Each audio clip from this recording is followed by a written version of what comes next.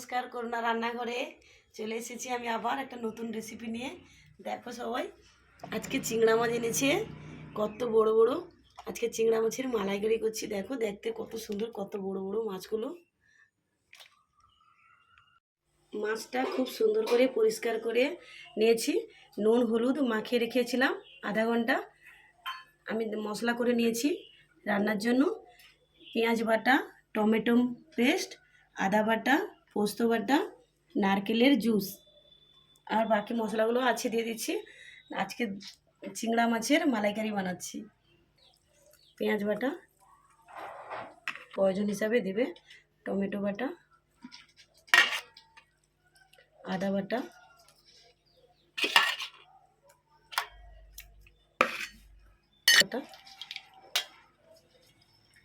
পোস্ত বাটা, লাল লঙ্কার গুঁড়ো,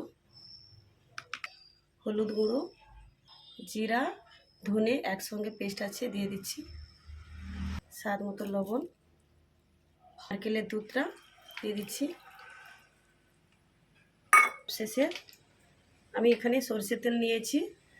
সরষের তেলটা দেওয়ার চেষ্টা করবে, কারণ চিংড়া মাছ, ইলিশ মাছ সরষের তেলে ভালো হয়, টেস্ট আসে। ভালো করে মেখে নিচ্ছি।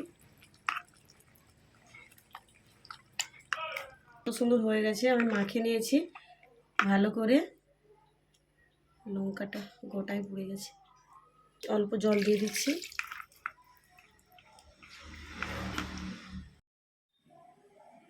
গ্যাসটা অন করে নিয়েছি, কড়াইটা গরম হওয়ার অপেক্ষায় আছি। মেজারমেন্ট করে রাখা আমি তরকারিটা দিয়ে দিচ্ছি।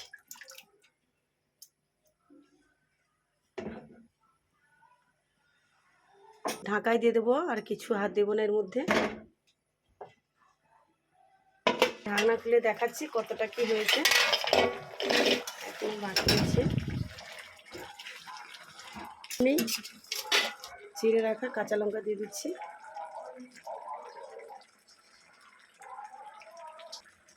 আমি আবারও ঢাকনা দিয়ে দিচ্ছি, একটু বাকি আছে।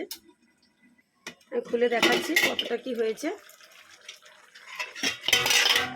দেখো কত সুন্দর দেখতে হয়েছে, দেখেছো? তেলটা ছেড়ে দিয়েছে। আমার কিন্তু রান্নাটা কমপ্লিট হয়ে গেছে। গ্যাসটা অফ করে দিচ্ছি।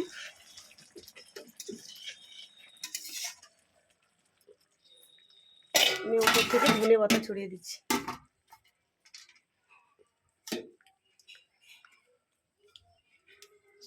দেখো দেখতে কত সুন্দর লাগছে, খেতেও খুবই সুন্দর। বাড়িতে প্লিজ একবার ট্রাই করো।